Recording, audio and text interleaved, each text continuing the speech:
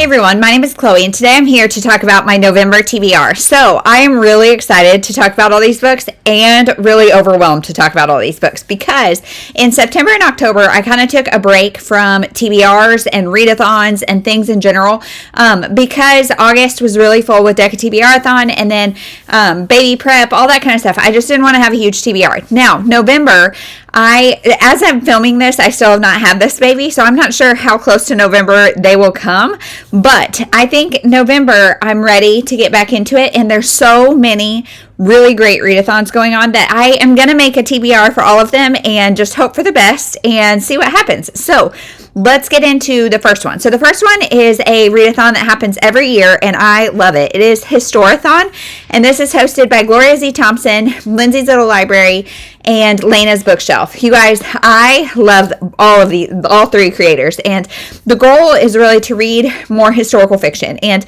I dip my toes in and out of historical fiction, but if you're gonna read it, I feel like November, fall, that's the time when things start to get days start to get shorter, it's darker, it's just a little more the appropriate tone, I guess. And so they have a bunch of prompts, and I've got books that I think are going to fit the prompts. So the first one is historical era exploration. So an era that you're not really familiar with. So for that, I am going to be doing The Pull of the Stars by Emma Donoghue. So I wanted to read this forever. This is, I think, 1918 in Ireland during the Spanish flu. And I think it is, 3 days in a maternity ward at the height of the Great Flu, a small world of work, risk, death, and unexpected love. So this is interesting because I've read Room, and that's so different than this. I'm really curious, and I love books about maternity things, and I don't know why, but I love this. I have not read very many things at all about the Spanish flu era. In fact, I think I've only read the one Susan Meisner, maybe. So this is an era I'm not super familiar with, and I'm excited to read it. Then we have historical fiction adaptation. So this one has been adapted into a play in Ireland. I think it ran this spring. I don't know if it's still running, but I have another answer for that. So we've got The Hiding Place by Corrie ten Boom. So this is, I think it was made into a movie in the 70s. This is a classic. He was a Dutch watchmaker, or she, I'm sorry, oh my goodness, Dutch watchmaker and the heroine of the resistance, a survivor of Hitler's concentration camps, and one of the most remarkable evangelists of the 20th century. So I have heard so much about this. This is World War II, and I think everybody in her family maybe dies except for her. And so this is going to be an intense story. Like I said, this is has been adapted into a movie, and it also counts for the next one, which is historical and nonfiction hybrid. Hold on one second. Okay, so recap. This is counting for historical fiction adaptation and historical nonfiction hybrid. Okay, so then on to the next one. The next one is and I'm doing these a little bit out of order just to make the places where I'm doubling up make sense. So we have famous historical figures. So I'm going to be reading The Aviator's Wife by Melanie Benjamin. This is about Charles Lindbergh and his wife Anne Morrow. I read the Nanny, or some historical fiction about a fictional retelling about their nanny, but I haven't read really anything about her. So this is Anne Morrow, a shy college senior with hidden literary aspirations. She travels to Mexico City to spend Christmas with her family, and she meets Colonel Charles Lindbergh, fresh off his celebrated 1927 solo flight across the Atlantic. And so, I think the two marry. Anne becomes the first licensed female glider pilot in the United States. But despite this and other major achievements, she's viewed merely as the aviator's wife. So I'm really excited to read more about her and learn more about her. So I think this is going to be great. Then we have historical romance. So anything where romance is kind of a subplot. So we've got Sunday Kind of Love by Dorothy Garlock. This is Buckton, Indiana in 1956. Post-war America brims with new opportunities, and a young woman discovers the courage to follow her dreams and her heart. So, yes, this I think is a Christian fiction about exactly what we just talked about. And it says, Booklist says, the premier writer of American romance. So I think this is going to fit the bill. This is very shiny, ex-library copy. Not, if I don't love it, I'm definitely not going to keep it, but I'm excited to try it. Then historical mystery or thriller. So I looked through Goodreads, and I think the only one I have on my shelf is The Other Me by Saskia Sargensen. I really know nothing about what this is about, but it says sometimes it's the people we think we know the best who surprise us the most. It's 1986 in London, 1995 in Leeds, and 1930s in Germany. So and then it has a little blurb about what's going on in each of those timelines, and then all the characters collide in a novel that explores what we're ultimately willing to do for love. So this might be thriller and romance, might fit the bill for both. But this is, so 1986 in London, Claudia is about to start high school. She's embarrassed by her German father. He's the janitor at the school. He's got a funny accent and a limp, and they taunt her saying he was a Nazi, and she doesn't know if that's true or not. And then 1995 in Leeds, a girl named Eliza is in love. She's dropped out of university to pursue her passion, which is dance. But then talented artist Cosmo comes along, and soon Eliza realizes that she might have room in her life for two loves. But can she really continue to lie to everyone around her, and why is she afraid of the truth? In the 1930s Germany, two brothers are trying to fend for themselves during the chaos of the Third Reich's rise to power. So one brother rallies for the Fuhrer, one holds back. One is seemingly good, one bad, but history tells a completely different story. So this was marked on Goodreads, like one of the categories is thriller. So to me, it kind of does sound a little more romancy, but out of all my historical fictions, this is the only one that had like thriller as one of the top hits on Goodreads. So we're going to see if it fits. Then let's see. The other war and conflict set during a major world war. So that could be a lot of these. That could be, this one has a World War II. This one has a World War II. So, and then if we're talking about conflict, well, I think these would count as my war books. Then we have social issues or cultural perspectives. And so what they say is provides insight into a culture or region different from your own. Read a book that addresses class struggles, gender roles, racial discrimination. That really could be like all of these. This one is obviously going to do some gender stuff.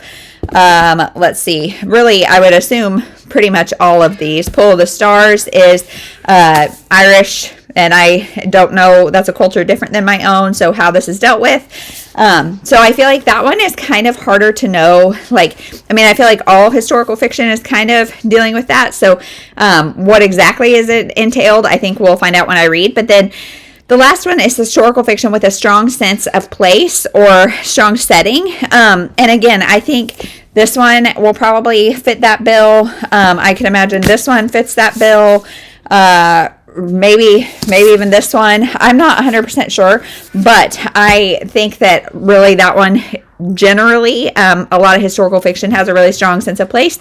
So I'm going to just try to double up once I read those. So there is all of my Historathon reads. Okay, so now another readathon that's going on is Nora November, and this is hosted by Storm Reads and Tina's Books and Crafts Corner. And so I'm going to have all these people linked down below, as well as their like announcement videos. And the goal is just to read Nora Roberts. Now, Nora Roberts is a very prolific writer. She writes romance, she writes kind of romantic suspense, and she writes fantasy. So which am I going to pick up? I'm going to pick up this chunky fantasy because this is the only Nora Roberts I have on my shelf. And I got it somewhere for like $1, and I have yet to try it. And so it's time to either read it and like it, or read it and get it off my shelf. So this is The Awakening, which is the first in her Dragon Heart Legacy book. So in the realm of Talam, a teenage warrior named Keegan, emerges from a lake holding a sword representing both power and the terrifying responsibility to protect the Fae.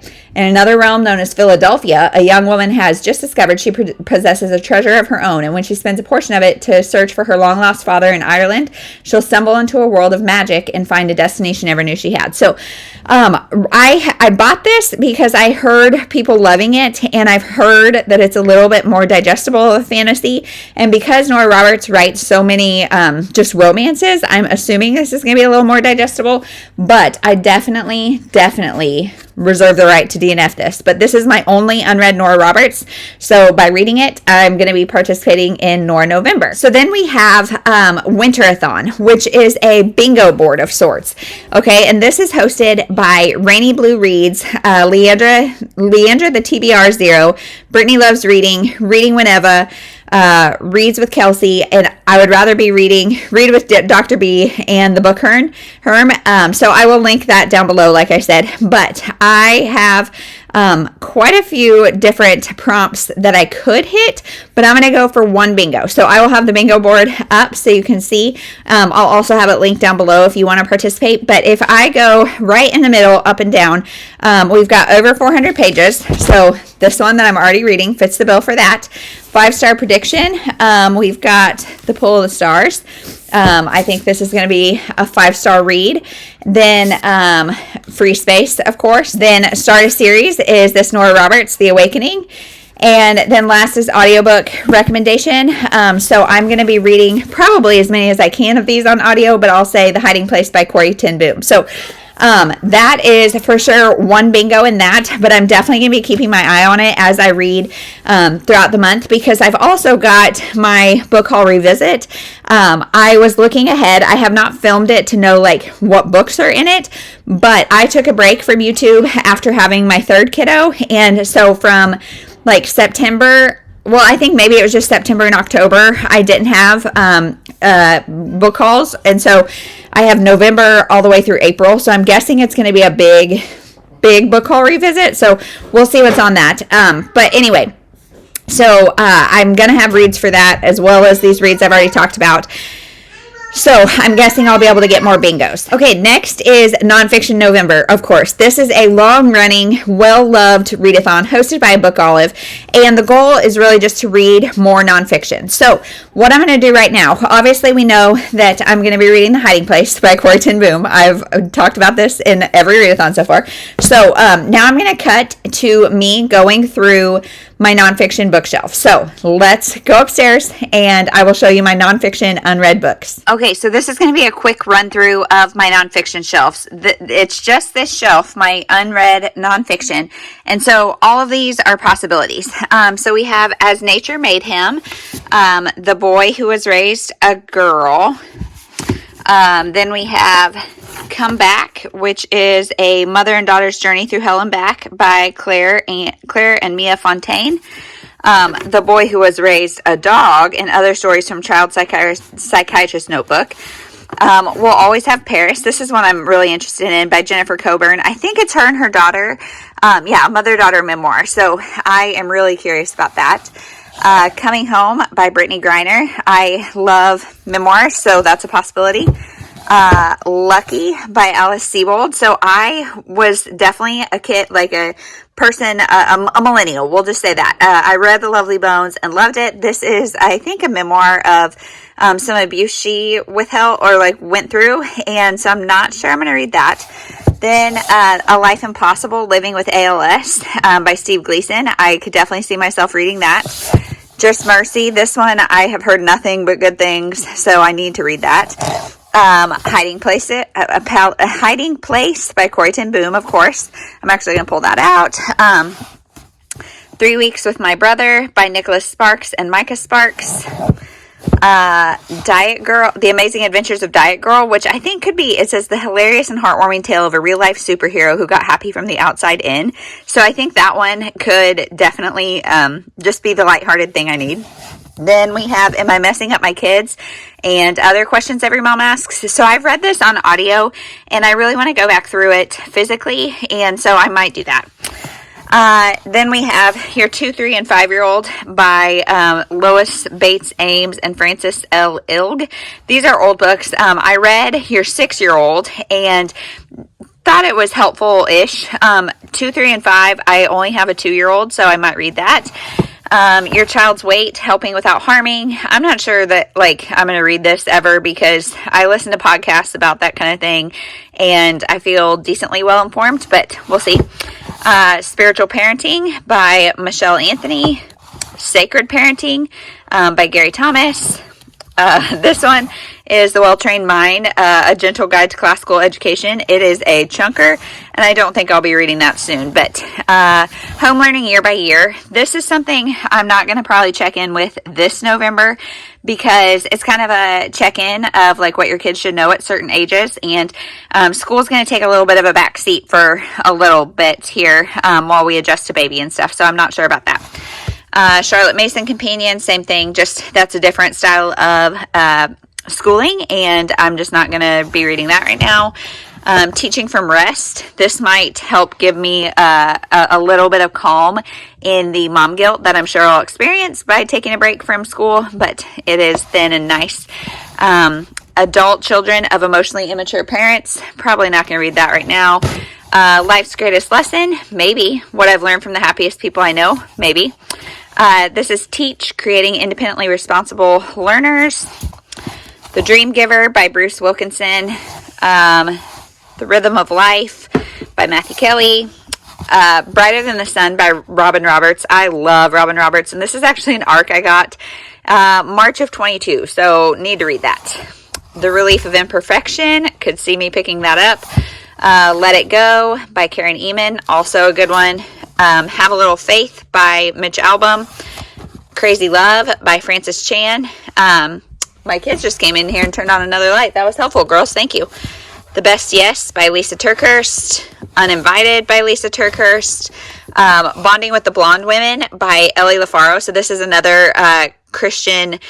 It says, and other signs of God's grace. I went to a conference and she was the headline speaker, and another really short one that I might read. You're Not What You Weigh. This could be helpful in the post-baby bod. Call the Midwife. This definitely is I'm going to need some space from the birth process, I guess, to read that. So not yet. And then Love Mom, Inspiring Stories Celebrating Motherhood. Definitely could see me picking that up. So that is everything on my nonfiction shelf. Okay, so we have a lot of really good possibilities on that nonfiction shelf, and I love nonfiction, you guys. I really love it, and there's a couple really short ones on there that I could read if I need to feel productive and feel good. And so, yes, nonfiction November. The only one I'm guaranteeing is The Hiding Place, but I'm sure I'm going to pick up others, especially that 2-year-old one. I feel like I could maybe do that. But anyway. Then we have the C.S. Lewis Readathon. This is hosted by In Search of Wonder, Morgan's Endless Bookshelf, and Old American Spirit. And so let's go through the prompts of that. They have Narnia, which is a middle grade or fantasy. So I could say I'm reading this for a fantasy, but we all know that I'm going to be reading a fair amount of middle grade in November, so that will count for that one. Then we have Mere Christianity, so a Christian nonfiction. So I'm thinking I might read one of those parenting Christian nonfictions, or the Let It Go by Karen Eman. I'm not sure which one, but definitely one of those. Then we have Space Trilogy, so a sci-fi. So is this sci-fi or is this fantasy? I don't know. We'll see, I guess. I'm guessing it's more fantasy. Honestly, as a non-sci-fi fantasy reader, I'm not sure what the difference is. I know time travel, so maybe I'll do the Gabriel Meyer book, that the first one in her Timeless series. I just got that for free on Kindle. It might still be free when you see this. I'm not sure, but so that I think would be more sci-fi because it is time travel, so maybe. Then we have Till We Have Faces, Till We Have Faces, a female main character. So, again, just kind of pulling from what I've got. The Aviator's Wife, Screwtape Letters, Epistolary, or Spiritual Warfare. So, I'm guessing this is going to have some spiritual warfare. Correct me if I'm wrong. Maybe not, but we'll see. Then we have The Four Loves, a book by a different inkling, which is C.S. Lewis, J.R.R. Tolkien, or Charles Williams. I'm not going to do that because I don't have any of those on my shelf. I know it's a C.S. Lewis Readathon. I probably should, but I'm probably not going to do that. Then we have The Discarded Image, a book that inspired C.S. Lewis. That's going to take some more research on my part. I don't have anything off the top of my mind. A Christian autobiography, of course, The Hiding Place, Corrie ten Boom. And then, let's see, The Great Divorce, Stubborn Characters. So I am sure I'm going to run across that, but I'm not 100% sure, like, ahead of time what is going to be Stubborn Characters. So that is that. And then we've got one more readathon, you guys. How many readathons can we fit into November? We're going to find out. So next is Bucketlistathon. And this one is like game board based. And this is hosted by, let me see her name. Welcome. Just click the link. But her name is Danny Dabbles. And so this is like a game board based readathon. And it runs actually November 15th to December 15th. And so I'm not even going to attempt to squeeze things in or roll for that until November 15th. So my goal is going to be to get this TBR done in the first half of November, this Historathon stuff, and then slot things in for the Winterathon and for the C.S. Lewis Readathon, and then use the board for the next month to try to pick the rest of my reads. So, like I said, I could get a major curveball with my book haul revisit because it's going to be big, but we'll see. So, just a quick recap. The readathons I will be doing in November are the Historathon, Nonfiction November, Nora November, Winterathon, C.S. Lewis Readathon, and Bucketlistathon. So if you are participating in any of those, let me know. I'm doubling and tripling and doing all the things, obviously, because it's going to be a little bit crazy between new baby and just participating in 1,000 readathons. But let me know if you are participating in any of these. I have wanted to do a game board based one for a really long time, and I haven't really. I printed the Spookopalathon board and then have not had time to actually use it. So I'm hoping November 15th to December 15th we can get it done. So that is everything. What are you reading in November? Are there any of these that I should really prioritize? I also have my Vlogmas books to read, so stay tuned for that. I'm getting a little more overwhelmed as it goes. So that's it. We'll see you in the next one. Thank you so much for watching.